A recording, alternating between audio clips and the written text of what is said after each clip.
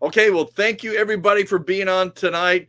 This is Soldier Up, our men's time of being live streaming to each and every one of you as we lead up to our Tampa Bay Men's Conference June 11th with that same theme, Soldier Up. My good friend Ken Harrison, CEO of Promise Keepers, he actually shared that as one of the points of his messages. That he said, first of all, guys, we got to soldier up. And it just hit me. I said, bam, that's our theme for next year. Here we go. So, and of course, especially tonight, we got something very special here, is that, you've got to have a literal soldier, right? If you're going to do a conference called Soldier Up. And through our good friend, Doug Stringer, and I've got to meet and hear Roger Haley's story. And man, it is an amazing story, guys. And so he is going to be one of our speakers, and he's been so gracious to take up his time to share with you tonight.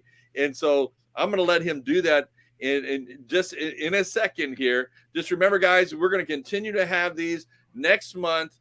We'll have JJ Ramirez, who is a former gang member, gang leader, and who got radically saved, now has just an awesome ministry in a town that I ministered to. In fact, I ministered into the lower income areas, before he got saved, but in Bryan, College Station, Texas. So he'll be on next time. You're not going to want to miss that. And you're definitely going to want to, if those of you who couldn't be on tonight, you're going to want to share about the story you're going to hear in just a minute. And of course, encourage people then to make sure they come to that men's conference. If you see tonight, I'm not in my usual, I'm in my board member's restaurant. Yeah, his name is Ken Johnson. He has the best Cubans in all of Tampa Bay, in his restaurant's called El Jefe, which means the chief. And so here I am in his offices, guys, as we had a special meeting here with him today. And so we kind of, made some arrangements here. So I'm coming to you live from El Jefe in Tampa. All right. So listen, Roger Haley, Vietnam vet, 3 tours. I'm going to let him tell you the story. But in those 3 tours in Vietnam, he had, several times he was wounded, but the last tour he was critically wounded, and he's going to share more about that. But because of and of course, Roger, thank you for your sacrifice and your service to our country, and especially to our Lord. But he was critically injured. He's going to tell that story. But out of that, he won numerous medals. I think it's 3 Purple Hearts, 1 Bronze Star, and a number of other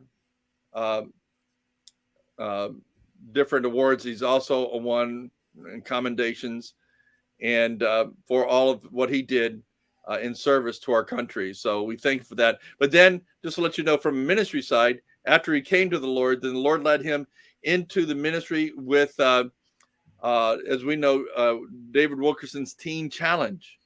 And he helped to establish teen challenges in Iowa and Nebraska. And then he went on to Tennessee, where he actually served in a teen challenge there for many years and greatly increased the capacity there, without any indebtedness to it, as both for men's and women's facilities. And so he served in teen challenge, I think, for close to 40 years, I believe. Right. And then from there, from his experience, he's gone on to establish Roger Haley Ministries, and they minister and they help other nonprofits, and they consult them and so forth in many different ways, but especially in the areas of funding and so forth. So continuing to minister in that capacity, taking all that great experience and sharing it with people like Somebody Cares Tampa Bay. And so when he's down here, I'm going to be really picking his brain. But Roger, it's great to have you on. Thank you so much. I didn't want to give them I didn't want to get into the weeds, because I'm sure you can tell your story a whole lot better than me reading it off your bio here. So if you don't mind, tell us, of course, grew up, your brother Ron from Toledo, Ohio, and then early on in your 20s, I think you went on and enlisted and went into the, into the Army. Am I correct? Nope. Nope. Marine Corps. So there you are. Being a Christian, that was one of the things I had to realize, as Marines, the few, the proud, the Marines, But when I got saved, it was no problem from stepping down from the United States Marine Corps to become one of God's soldiers in God's army. So what a joy to be with you tonight. And my wife and I are both looking forward to being with you men in Tampa Bay. Um, as Dan shared, yeah, I grew up in a dysfunctional family. My parents were alcoholics. My dad left my family when I was 4. My mom left us shortly after that. We spent some time in a state orphanage and were adopted. We went to live with our grandparents, but my mom came back, remarried, and we grew up in a blended family, his kids, her kids, our kids. And, my mom was still an alcoholic. My stepdad was a workaholic, worked 2 jobs to support this blended family. And, growing up, even though I'm an identical twin, and we used to joke about that, we used to, fool people all the time. But there was something about me that my mother, it reminded her of my real dad. And she used to look at me. I was about 6, 7 years old. First time, my stepdad would go to work at night after he'd come home from his day job, have dinner, and go off work a night job. And that's when my mom would start drinking. Well, she would, one night, I was about 6.5, 7 years old, walked through the kitchen. She looked up at me and she said, "You know something, Roger? You're never going to amount to anything. You're going to be a bum just like your dad." And, I was like 6 or 7, and I thought, okay, she drinks a lot. She says stuff, she gets mad. She doesn't really mean that. I mean, who could not like me, love me? And, but, I heard that for 10 years until I graduated from high school. So right out of high school, we started, I was 17 when I graduated from high school. My brother and I joined the Marine Corps right out of high school, finished basic training, infantry training, and I think I was a month and a half after my 18th birthday that my brother and I, both different units, we were on our way to Vietnam. And, growing up, I saw the World War II movies. I saw John Wayne in the Sands of Iwo Jima. I was at that age where we watched Vic Morrow on Combat every Tuesday night. And so I thought I knew what combat was all about. And as a Marine, I felt like we were very well trained. Vietnam was different than World War II, World War I. It was guerrilla warfare. And there's a strategy in guerrilla warfare where the enemy waits until it's to his advantage to let you find him. And when I got to Vietnam, we had some patrols, some operations, sniper fire, a few booby traps. But our first big battle that I was involved in, my company of 219 Marines was ambushed by a battalion of Viet Cong regulars. There was 3 forces that we fought in Vietnam. You had the farmer by day, guerrilla by night. You had the main core, hardcore Viet Cong forces. Those are forces that organized in the South and operate out of base camps in the jungle. Then you had the North Vietnamese troops that were infiltrated down into South Vietnam. And so we were ambushed by a 650 battalion Viet Cong regulars. And in one 45-minute firefight, my company of 219 Marines was reduced to 78 men that had not been killed or wounded. My best friend, Danny, that I'd gone through all my training with, was killed standing right next to me. My platoon sergeant, Korean veteran who had taken us as new guys under his wing, was killed on the other side of me. And it was just, I had never seen anybody die before. I had never seen anybody die as violently as what I saw on that day.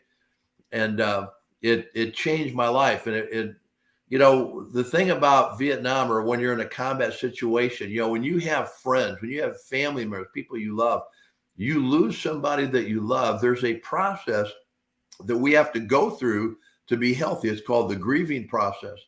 In Vietnam, and I'm sure Iraq, Afghanistan, when you're continually in a combat situation, you were not allowed to grieve, because if you got emotional, you could get yourself or somebody else killed. So you took that grief and you just stuffed it down inside.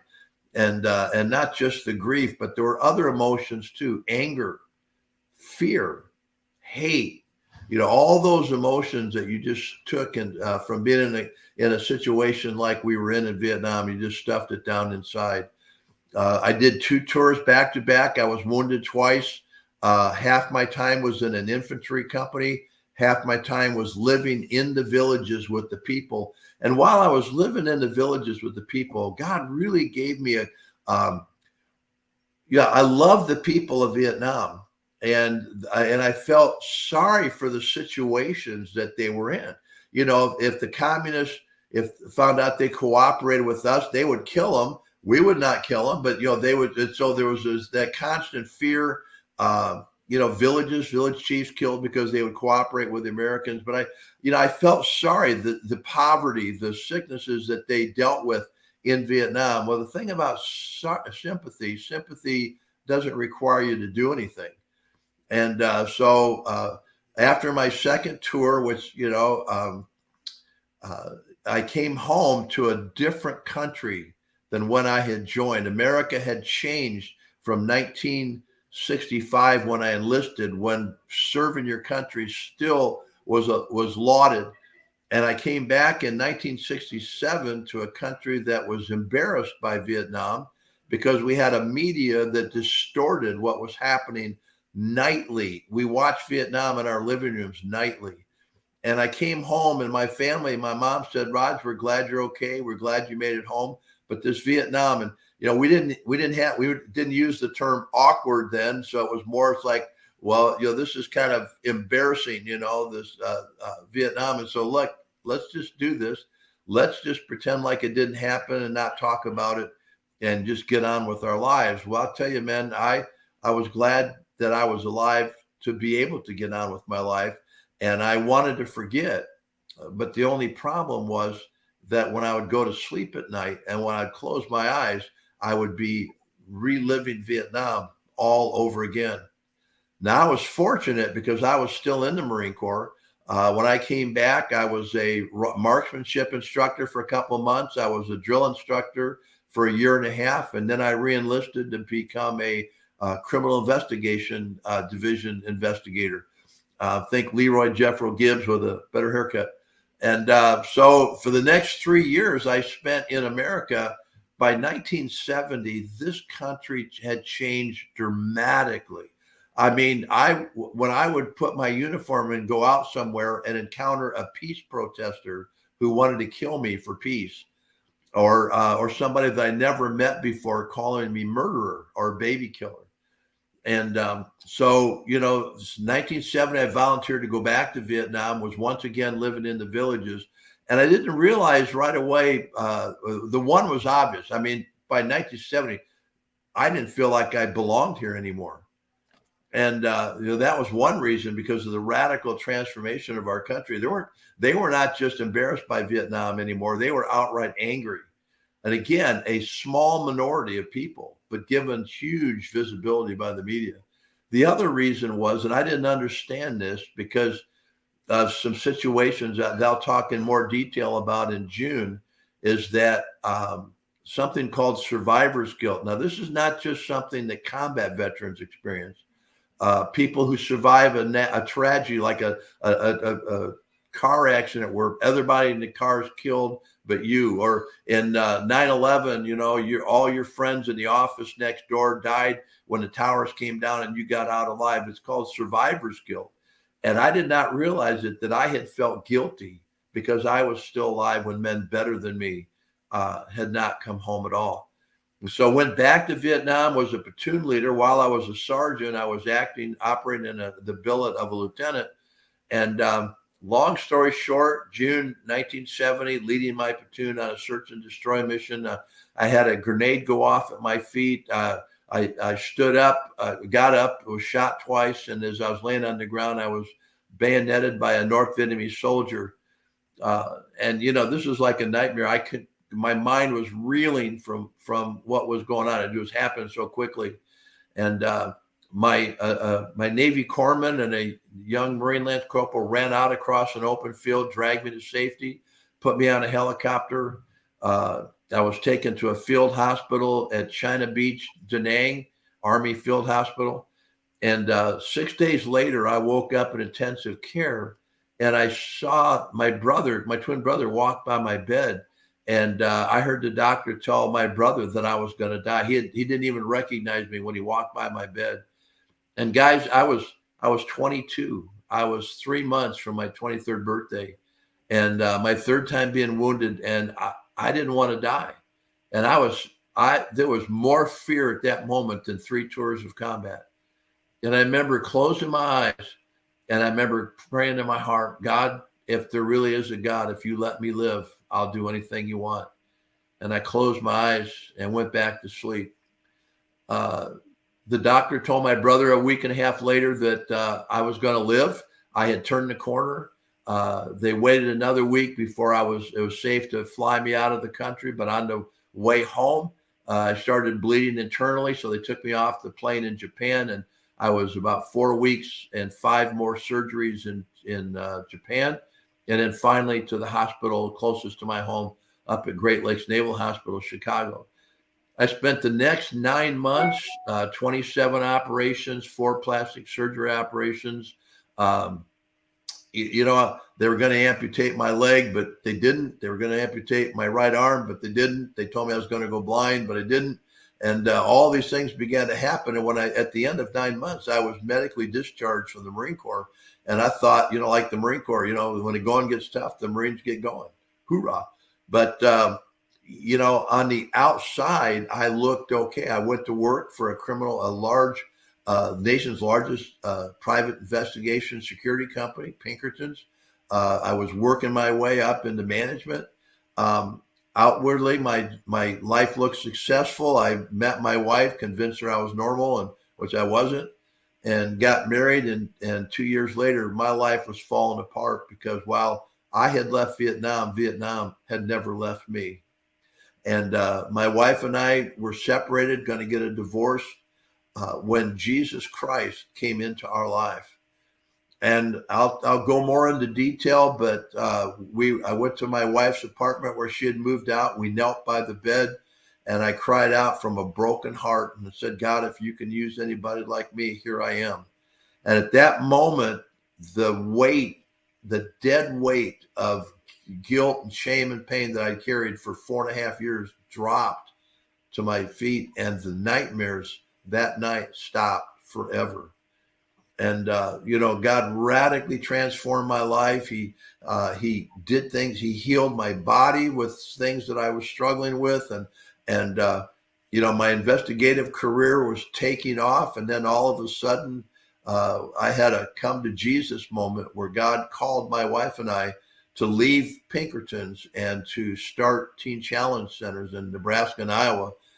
And I want to tell you, those 16 years, the 24 years of Teen Challenge down in here in Chattanooga, Tennessee, 40 years of serving the Lord through Teen Challenge were the most exciting years of our life. Ministry's hard, but the joy of seeing so many lives transform. And, when God called me into the ministry, I go, I shoot people, I blow things up, Lord, I don't know anything about this. And he said, son, that way you won't have to take the credit when I do it. And for 40 some years that I've been in ministry, that's worked pretty well. That God is faithful, that if we respond to his calling, if we listen to that still small voice of the Holy Spirit, he will guide us. What excites me about coming to be with you in June is I believe, men, we are in a critical time in our country. I'm 74. I believe we're at the most critical time in our culture, in our nation. And, the Marines had a slogan since the Marines were founded in 1776, the Marines are looking for a few good men. And in the original enlistment way back, that was based on the person of Gideon, where the angel of the Lord, Gideon's hiding from the Midianites, and the angel of the Lord says, "Oh, thou mighty man of valor." Guys, we need men of valor. Soldier up. We need men who are going to step up and be the fathers in the family, to be the head of the house, to be that spiritual influence. We in our culture, we have too many Christians that are thermometers. There's a difference between a thermometer and a thermostat. A thermometer reflects the temperature around it. A thermostat sets it. God is raising up men of valor, men of courage, who will dare to be a thermostat, a spiritual thermostat in their home, in their church, in their community. And I'm excited to share some principles with you men that I have learned over the years.